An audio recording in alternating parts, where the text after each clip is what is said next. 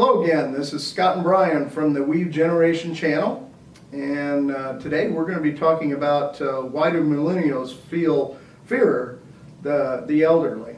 It's one of these topics that is not really talked about, and we feel that it should be talked about so that they can get a sense of communion with the seniors. So, Brian, if you want to start out. Yeah, so the subject a little bit. Yeah, Scott, the interesting thing about this gap is that there's a relatively obvious gap and tension created between the millennials and their parents. The interesting thing that we found was these frustrations and these fears that millennials feel towards the elderly or the silent generation. According to a recent survey, I'm gonna throw out some stats here, sure, which I think is important. A recent survey by Bayshore Healthcare, they found that a fourth of individuals between the ages of 18 to 34 years of age said that they would actually switch checkout lines if they were behind an elderly person. A third of those same individuals believe actually that seniors don't deserve special attention. And so in previous shows we've talked about the ideal versus the real feeling that younger generations have about the elderly generation, and the feeling that there's physical, mental deterioration, loss of independence and physical vitality. And interestingly enough, the research also shows that millennial women actually are starting to fret and fear aging and looking at signs of aging and fearing this before they even turn 30. Wow. Before they turn 30 years old. Yeah, that's too bad. Yeah, so that's young. We're starting to see it very early. When we look at some possible explanations of this are really their possibly their social feelings and their stances. Typically, the millennials are going to be more socially or culturally diverse and liberal, whereas this elderly or the silent generation are typically going to be more conservative, and are typically more, I guess, what you would consider religious in different ways.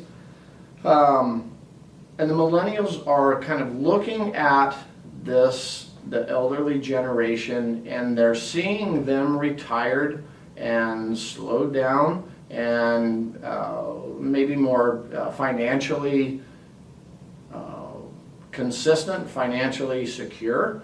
And they're thinking to themselves, in order for me to get to that point, the way our current economy is and the way things are going, in order for me to get to that point, I'm going to have to work well into my 70s. Yeah.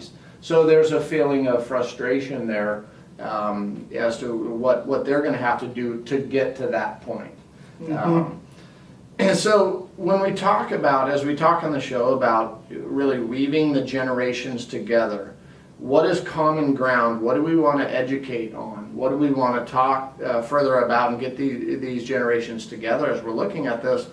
It's very interesting to understand that a possible common ground is that both of these generations are relatively similar in their feeling of finances, in their handling of finances. Now, if you remember, both of these different generations came of age during economic crisis. Right. So both of them together are typically very conservative. They're risk aversive investors, and they prefer cash. So this is a common ground that they can share. That when they talk, they say, "Yep, I went through something similar economically, so I'm conservative with my cash." They can learn from each other for sure. It's a nice thing to have. Yeah. So they can come together. Yeah. They, in addition, the same Bayshore report actually showed that at the end of the day, the millennials, over 70% of them actually felt that besides all of this, in response to all of this, or besides all of this, 70% of them actually felt that it was their personal responsibility to take care of mom and dad, grandpa and grandma. So even though there is this fear or this feeling of frustration here, there's common ground between the generations, and at the end of the day, they actually feel that it is their personal responsibility. So that's something that we can work with, something that they can find common ground and come together on. Well, that's a great topic. That just finding that common ground always with them, and we must do that as a society, I believe. And but they always say that the 60 is the new 40. Yeah, right.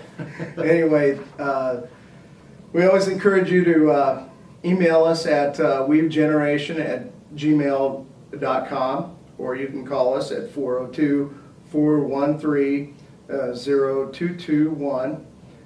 We are weaving the generational gap to further understand the roles we play as a functional nation. Again, this is Brian and Scott from the Weave Generation channel. Thanks for watching.